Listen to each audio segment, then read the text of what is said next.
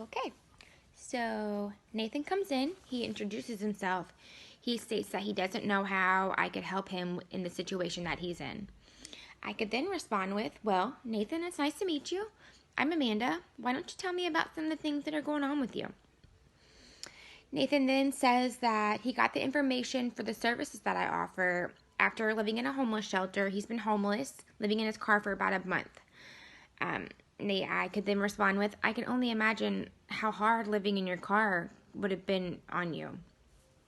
Nathan then talks about how he got his master's in engineering 2 years ago.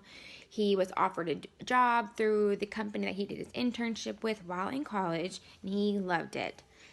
I could respond with, "Wow, a master's in engineering? That's impressive." Nathan then says that something had happened with the contacts at the job he was at. There was a lawsuit. He lost his job, and the company has shut down. I would then respond with, "Oh my gosh, that's terrible. Losing a job so suddenly had to have been really hard to deal with." Nathan then says that after that, he just felt left in the air. He didn't know where to turn. He started looking for other jobs in engineering, but there was nothing to find. They had to have 5 to 10 years of experience just to start at the job, and he had just gotten out of college, so that wasn't working. I could then just respond with, "I understand. Trying to find a new job without having that experience needed is difficult."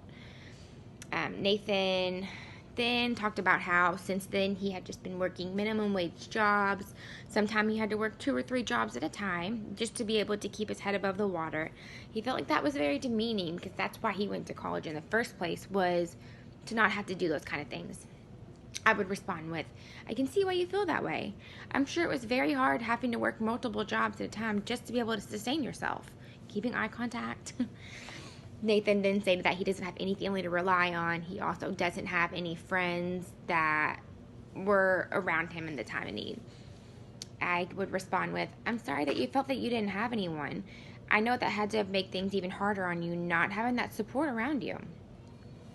Nathan then talks about how people around him have mentioned, going on public assistance, social welfare programs, but he just feels like that's not him. He works hard for what he's got. He feels like that's just very demeaning.